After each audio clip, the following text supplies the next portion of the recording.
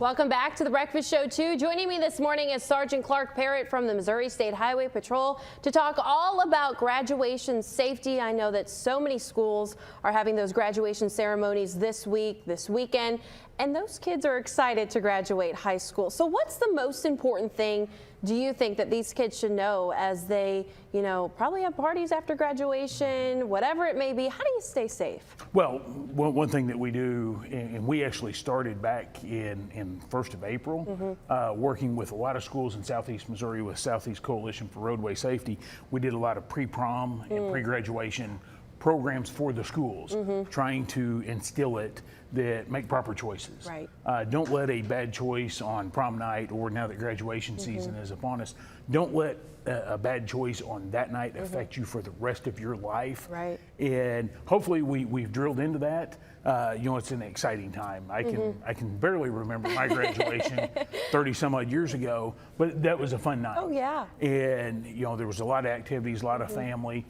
What we don't want is while that family is gathered for there also to plan something worse with it. So we just encourage make good, proper choices. Celebrate the huge accomplishment. Right. But at the same time, do it properly. Yes. And make sure that alcohol or anything else consumable that could impair us is not part of our plans if you're under the age of 21. Right, exactly. And so what are some of the accidents that you kind of see surrounding graduation? Is there any particular accidents or is it just kind of anything? Well, graduation, it can be a lot because you've still got inexperienced drivers. Yeah. Not everybody gets their license at age 16 anymore. A lot of people now wait till they're 17 or possibly 18 before they get it. They're still inexperienced drivers. So they're excited, they forget to put on their seatbelt. They forget to obey the traffic laws, they're speeding and things like that. They run off the side of the roadway and they don't know what to do.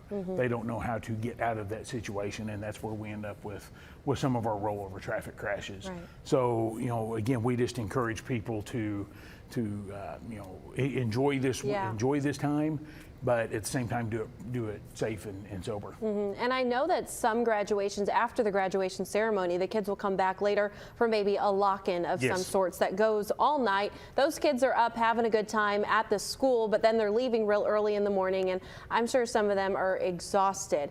What, I guess, would be some tips for that? Have a parent pick you up. Don't rely on yourself to drive home. I guess that would be the best bet. Yeah, because driving drowsy is just as bad as driving impaired or driving distracted. And you're right. A lot of the kids will attend a lock-in, a project graduation thing. But a lot of the schools also load the kids up on buses and take them to Jonesboro, Memphis, St. Louis.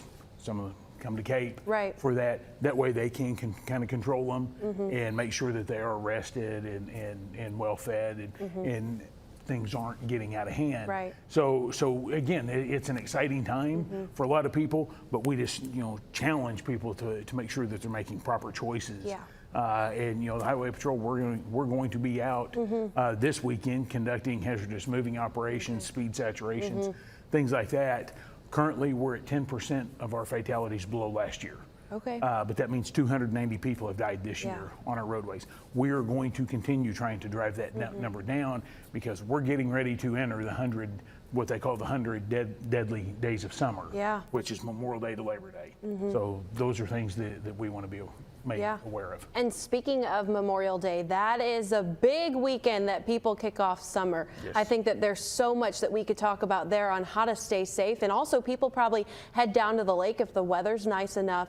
What, I guess, is your best advice for Memorial Day weekend travel and all of that? Before you leave, just take a big old dose of patience on that Friday, because Memorial Day traditionally kicks off summer. And a lot of people, and it's a 3-day weekend, so a lot of people are going to be out traveling. We're anticipating record numbers this year, but make sure your vehicle is ready to travel. Right. We've been through some winter and this and that. Take your car to a reputable garage, have them check the tires, the fluids, things like that. If alcohol or other things that could impair us are part of our plans, make sure we've got a safe and sober driver. Make sure that they understand that they're the driver. Right. Of record. And it's 2023, call an Uber. If you're going to be downtown Cape or enjoying some of the things down here, call an Uber. Right. This is 2023. The days of, driving impaired, driving intoxicated, that should not happen Right. with it. But if we are going to drive to the lake or drive to the beach or anything like that, make sure you're well rested. Make sure that you have mentally prepared for that type of drive.